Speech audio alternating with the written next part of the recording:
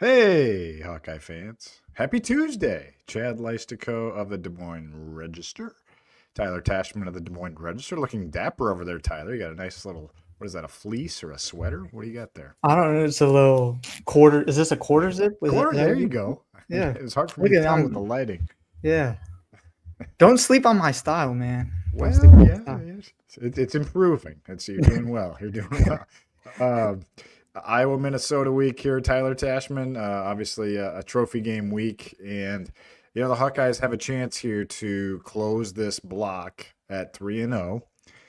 We did the odds several podcasts ago that we computed the odds by the expected spreads and figured it to be plus 700 for Iowa to sweep these three games.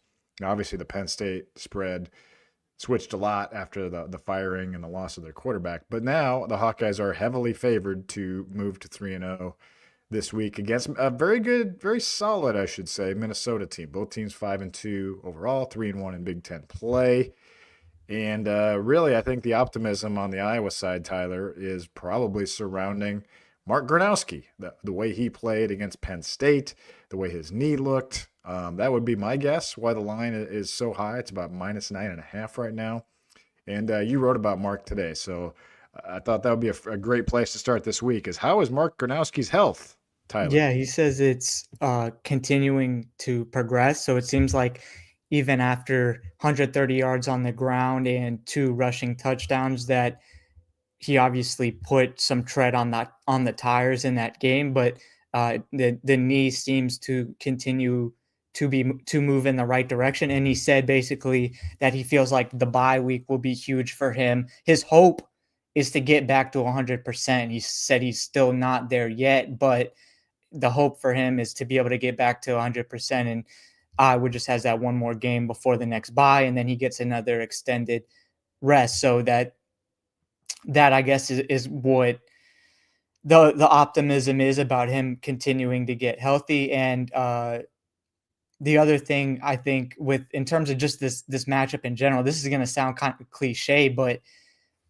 I think it's super important for Iowa to not look in the rear view and not look too far ahead with given this Minnesota game, because if you let yourself have a hangover from that really thrilling emotional win over Penn State, then that could bleed over into Minnesota. And if you look past Minnesota to Oregon, which is the biggest game left on Iowa's schedule in terms of the profile of the opponent, there it can become kind of a slippery slope in terms of looking too far ahead or getting kind of caught up in what Iowa just did at Kinnick. So to me, it feels like another kind of mental battle for Iowa. It's a team that in Minnesota that on paper Iowa should beat, but we've seen crazy things happen at Kinnick Stadium between these two teams. In fact, the last time they played in 2023, there was something kind of crazy that happened. So, but yeah, that's kind of where Yeah, I Deacon stand. Hill was the quarterback in that Yeah. game, by the way. I think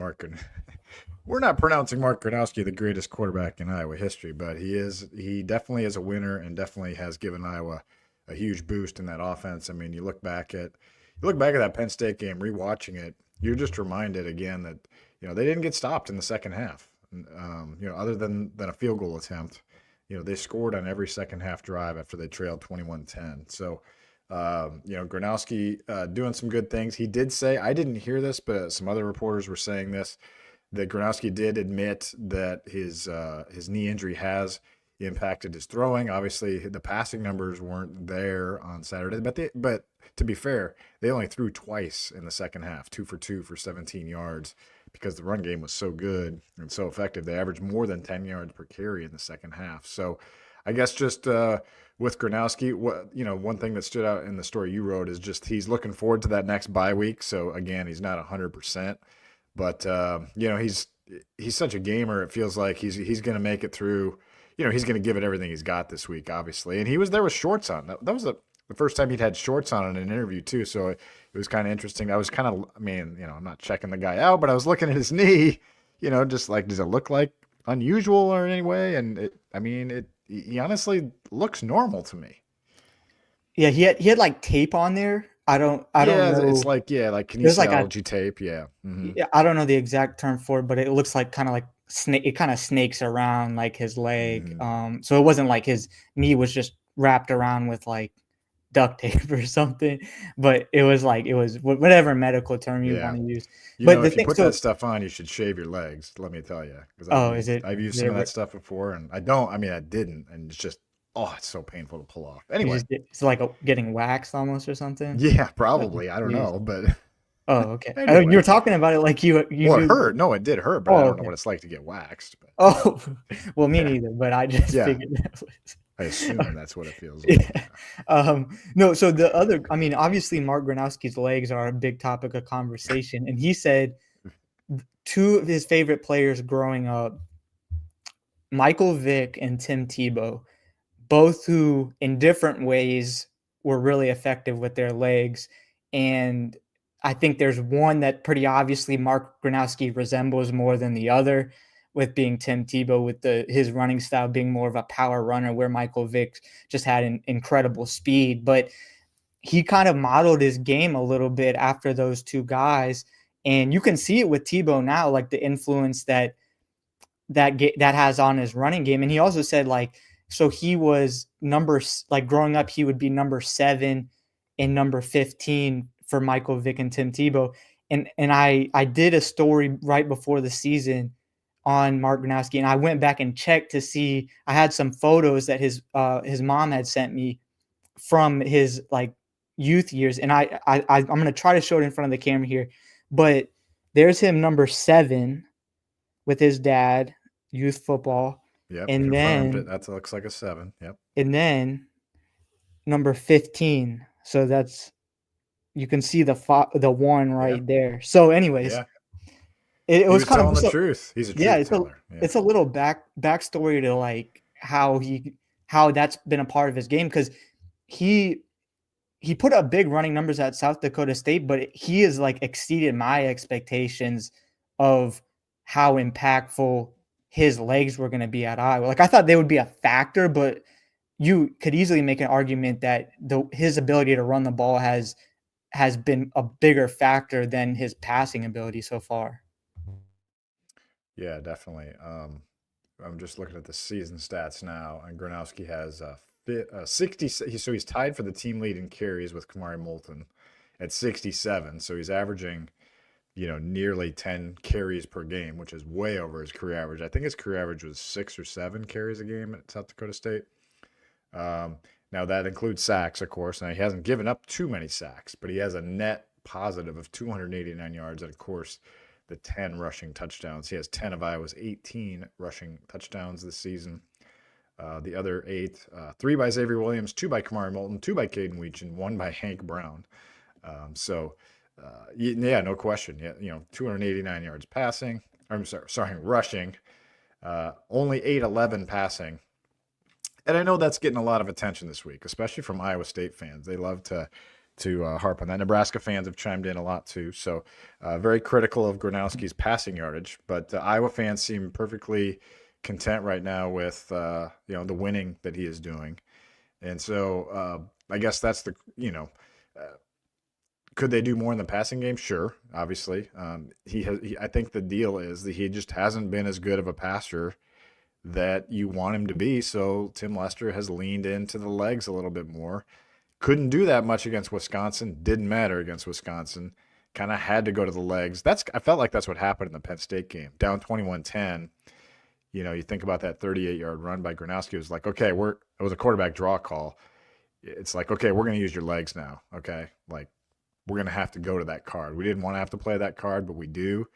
And he seems perfectly fine and willing to play that card. And it gives Iowa not that Iowa needs a numbers advantage to run, but it gives them an even more numbers advantage, because then, you just have an extra blocker every time you run. So, I think with 5 games left in his college career, plus whatever postseason is involved, like he's going to go. I fully expect him to keep running at this rate.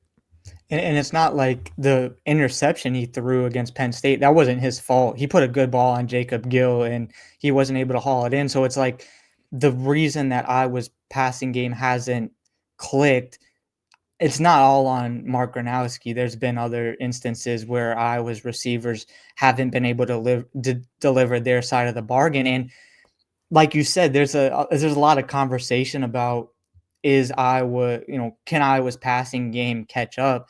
To be honest, I'm not sure if it needs to. Like, obviously, it would be a luxury if it would be a good thing if Iowa can make that happen. But the way that they're able to run the ball, the way that the offensive line is playing, I'm not sure Iowa really needs to throw the ball at a prolific rate. There's probably going to be some opportunities to do so with play action passes to be able to take some deep shots. But in terms of like the passing game totally breaking through, I think Iowa is good enough in the run game with Mark Gronowski and its running backs and its offensive line that it can put points on the board without throwing the ball a lot. And to think about the way that Iowa's offense played in the second half versus Penn State, like imagine a world in which Iowa's offense doesn't shoot itself in the foot on the first drive and get down 7-0. Like that happened in the Indiana game and Penn State game, where on the first drive of the game, Mark Gronowski throws an interception and the other team puts up 7 points.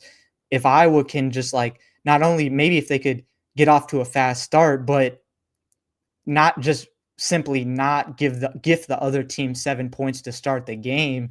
Yeah. I think the offense has enough juice in it just with the running game. And on top of that, last thing, Kamari Moulton is the unfortunate side of Mark Gronowski's rushing ability in terms of the touchdown numbers, because Kamari Moulton probably, even though he's been hurt for a little bit, like his touchdown numbers are going to be way down just because Mark Gronowski is kind of gobbling up all those red zone opportunities.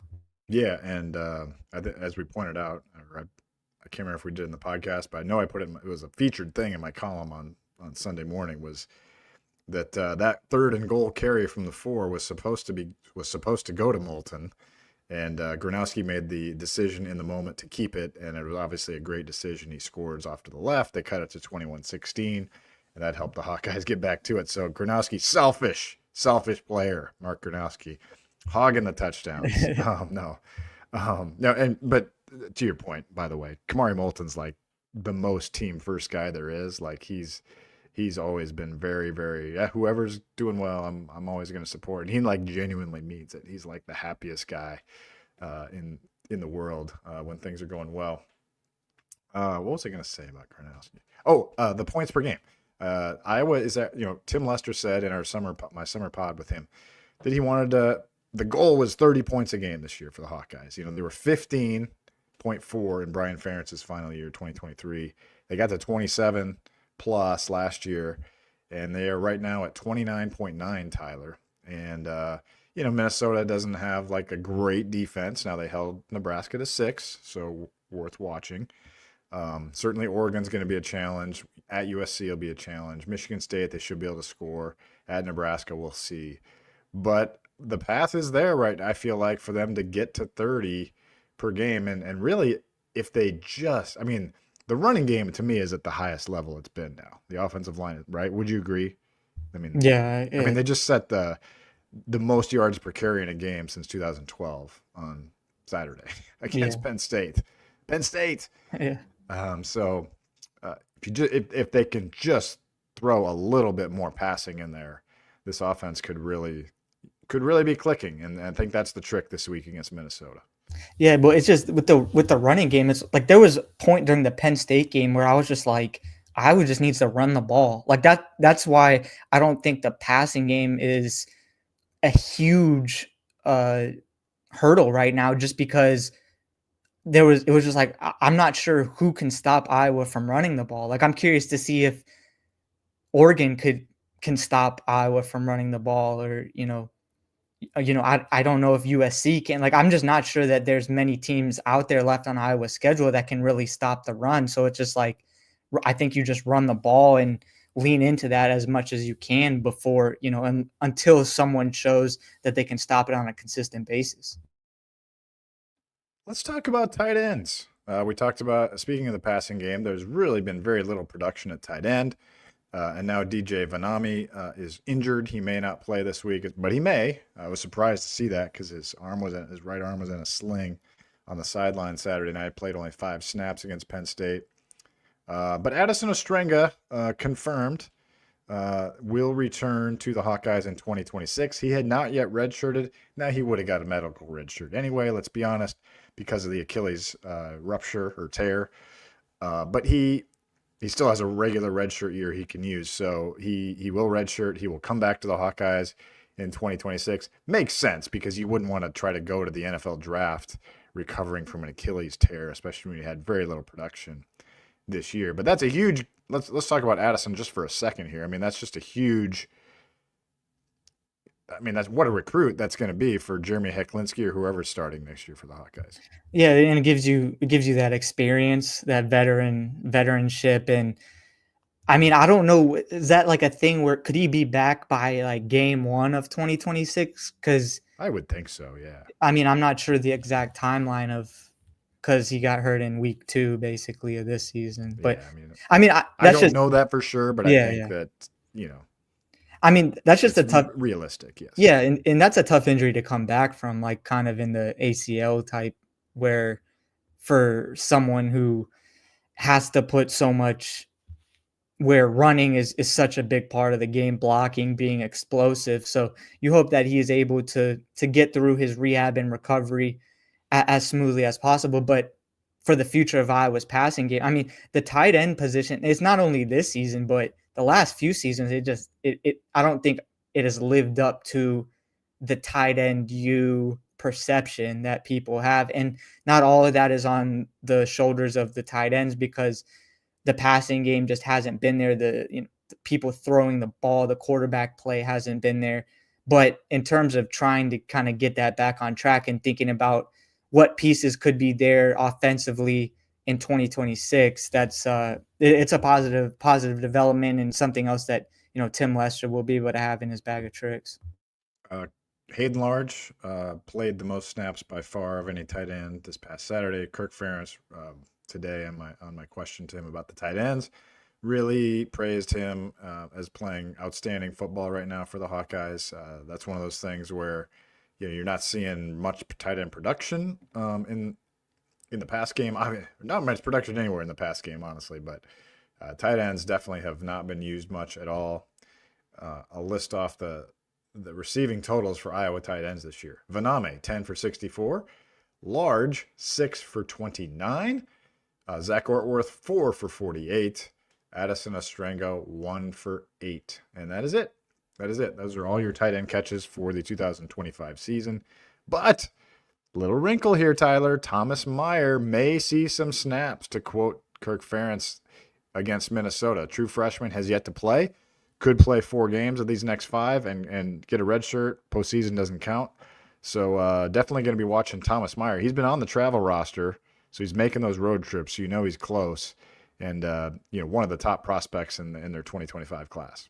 Yeah, I mean, I would be in favor of seeing that just because it's not like the production at tight end has been prolific. But if you're able to keep his red shirt and get him on the field, get him some experience and see what he can provide you in the passing game, I would be all for that. So, and I'm trying to think, could you get Jose Epinesa some more snaps as well by in keeping his red shirt? He hasn't played much. I'm not sure how many I feel like he's probably played in 1 or 2 games. 2 games, yeah. Yep. So, does he find his way into the fold? The Nathan McNeil, that red shirt is off the table now, given how much he's played. But, I think the freshman class has done pretty well in terms of the impact it's made, probably or mostly because of Nathan McNeil. It's not easy to get on the field as a true freshman at Iowa, but I think we both would have been shocked if you told us that Nathan McNeil at signing day last year, that Nathan McNeil would be getting like meaningful carries just because, I mean, he's from Florida. We basically have to go off of the like recruiting rankings, and he wasn't a highly recruited guy, but like there's some pieces there, I think, foundationally for the future of the program. And hopefully, you can get a glimpse of them in Jeremy Hecklinski being included, depending on it. I think that's what you hope, like against Michigan State, if Iowa could really run up the score or something like that, to be able to see Jeremy Hecklinski out there for a little bit more. He's a redshirt freshman, but just some other younger guys getting in there. I don't like to steal from my own work here, but I will point out something in my thoughts column today. So hopefully you guys are reading it while you're watching this. But I'll just pull a little nugget out for you guys. Sam Laporta, as a true freshman, made his first catches as a Hawkeye in week 8 that year at Northwestern, October 26, 2019. Caught a 41-yard pass downfield. Very memorable, 20-0 win. Oh, wow, there's a true freshman out there catching passes. And this is week 8. This is week 8 of 2025. Laporta ended up leading Iowa in catches in the Holiday Bowl that year. He had 6 catches in the Holiday Bowl. So there is a precedent, was what I'm saying, for a true freshman to kind of get introduced kind of halfway through the season and then become a bigger role player as you go. So not projecting that for Thomas Meyer, but just saying this follows some of Ferentz's blueprint where they get a guy ready, they need help there at that position, and a true freshman is ready to deliver. Laporta did that. Obviously, the rest is history there. Also, Jazz Patterson probably back this week. That's good news. What do you think about his answer? Jaden Harrell should be back fully this week at linebacker. Non-committal on who's going to start at middle linebacker between him and Jaden Montgomery. Any gut feel there? We saw a little bit of – so Jaden Montgomery started the game against Penn State, and Jaden Harrell played sparingly as a reserve. So maybe it's a situation where they split reps. I don't know what that count could look like, but now I guess you have a little bit more depth there just in terms of the game experience because both Jadens have been out there this season. I mean, to me, maybe Jaden Montgomery, I think he's done some good things in the 2 starts that he's had. I'm not sure if there's a clear-cut answer, but I think, I mean, at the very least, now you have guys with some more just game experience, guys that have been in there this season. Yeah, I thought Montgomery really came up big in those late sequences against Penn State. He was instrumental on that 4th and 1 stop. He had he had a really nice tackle actually at the very start of that final drive for Penn State. Looked like a big hole, but he chased the guy down. I think it was Katron Allen, kept him to only like a 3-yard gain. He just, I thought he made enough plays to warrant another start. They could handle it in any number of ways. You could say, hey, we're going to put the veteran back out there. If he doesn't look himself, let's put Montgomery in there. Or you could go the other way. Hey, Montgomery hasn't done anything to lose the job. Harrell, nice insurance policy if you need it. I don't know. I think I'd start Montgomery probably and just let him go. And, maybe just give Harrell one more week too to heal up. I mean, I know you don't want to as a 5th-year senior. I know you want to play. I don't know. Obviously, they'll get both guys ready, but I'm curious to see how they handle that. So for our final topic, Tyler, our third topic here, do you want to talk about the latest fan controversy about Iowa taking the ball every game, or do you want to do about something else? Let's do something else. I tweeted the numbers, by the way. Iowa may have won the toss in every game, but they've won the toss in at least 6 out of 7 and taken the ball. One team might have deferred in there, maybe, but Iowa has definitely started with the ball all 7 games and has scored 17 points. Now, I think the people complaining are, A, don't know Kirk Ferentz's history, B, are probably thinking of the interceptions against Indiana and Penn State, which are very valid points. But also, especially this one, even Gronowski kind of called out Jacob Gill a little bit. You were there for that answer, right? He's like, yeah, that's he just didn't make the cat. It was like one of my favorite 3rd down calls we had. It was right on the money. Jacob Gill just didn't make the catch. It was an unfortunate event or something like that. So, all right. Well, since you don't want to talk about that, what do you want to talk about instead? We got a couple minutes left. What? Yeah, see, it's not so easy, is it? Well, let's go back. Well, I'll just say about Thomas Meyer. What? We're going back to topic 2? Well, okay. Go ahead. No, I was just going to say, I feel like come up with something. Go for it. I feel like the passing game, you could use some of this to spice it up. Like, I just don't think that there's a lot to lose at this point because it feels like it needs like a little bit of a jolt. So if you throw out a younger guy, like maybe he'll help it out. That's my that's all I had. But we can talk about the coin flip. No, We can no, let's talk about it. Let's talk about the coin flip. Where do you stand on it? I mean, I don't have a problem with it. Ferentz, I think Ferentz is a habit of creature. Okay, he did this early on, even when Iowa's team sucked in the early days of his tenure at Iowa. Okay, I think he's a creature of habit. I think they like knowing most teams do defer when they win the toss, and Iowa doesn't. And so you can go into a game, I would say 80% sure you're going to start with the ball because you know the other team's going to defer, or you're going to take it, and maybe even higher. And the stats kind of play that out in Iowa history. And I think he just likes knowing, okay, we're going to start with the ball. We're going to, set the tone. We've got our script, whatever. You may not think that's the smartest play with Iowa's offensive history, because they did go 3-and-out against Indiana. They had one other 3-and-out this year. It was against Wisconsin, actually. Wisconsin, he missed the throw to Vanami over to the left there.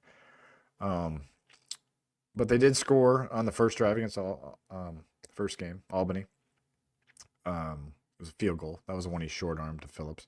Did score a touchdown on 3 plays, quick ones against UMass. And then, of course, Weechin ran the touchdown back against Rutgers. So I guess just the recent history has not been as good the last 3. Interception, 3-and-out, interception the last 3. Anyway, so I don't have a problem with it. And to Ferentz's point, you get to choose the wind in the second half because the other team says, oh, we want the ball. And then he can take the wind in the fourth quarter. So he likes that. I don't have a problem with it. It's weird. Like people are just stuck on that right now.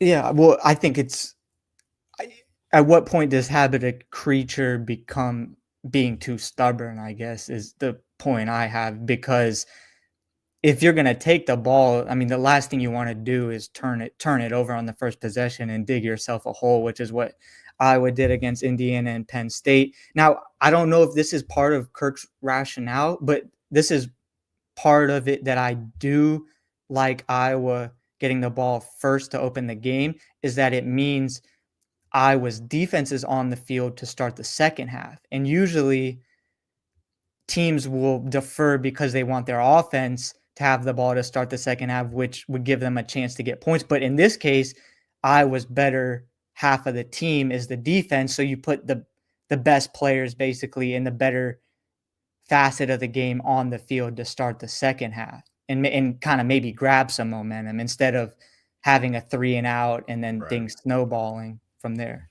So yeah, no, it obviously backfired this last game because Penn State did go down to start the third quarter and scored a touchdown. And so you're, the blocked field goal and then the offense didn't even get back on the field. It was 10-7 when the offense left the field.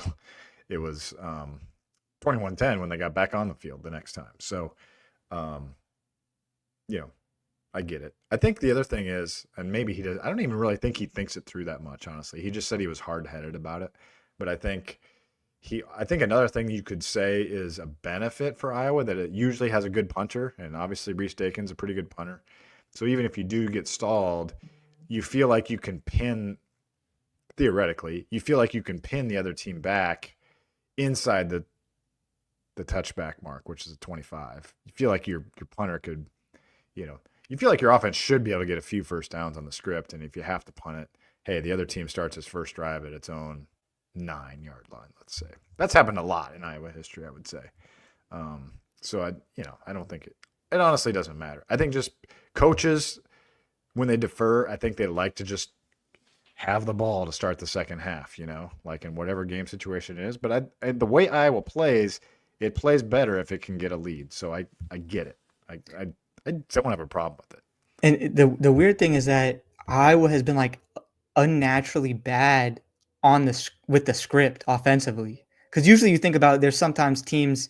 It's been drops, like Sam Phillips at Rutgers. I mean, that was the second possession technically, but first offensive possession.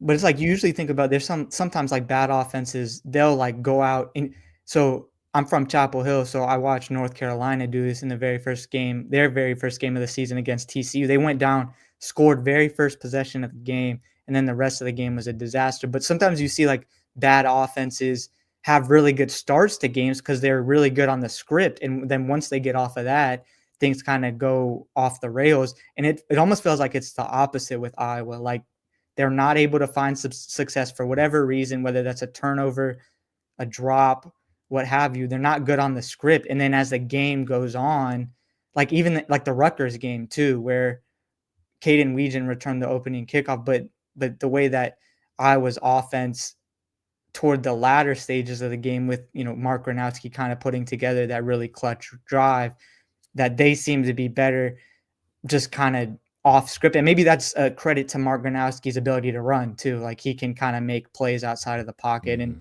do some things off script, like not handing the ball off to Kamari Moulton near the goal line and keeping it himself for a touchdown. Yeah, I don't. Yeah, the script is. I think the script's fine. They've just had like drops and stuff. I mean, I don't know. Like, and then Gronowski's short arm is the one throw, whatever. So here, last question. I know we're over 30 minutes, but does PJ Fleck read all this stuff this week that Ferentz likes to take the ball? And if he wins the toss, is he going to take the ball this week? Play mind games with Ferentz. No, but what if Kirk was just saying this, knowing that PJ Fleck was going to do the opposite, and that Iowa actually wants to play defense to start the game, so he's playing 3D chess. I don't know. Well, there's a lot of stuff. There's a lot of there's a lot when it comes to the 2023 game. John Nestor. There's a lot of hidden storylines kind of in this. Some of them aren't that hidden, but right.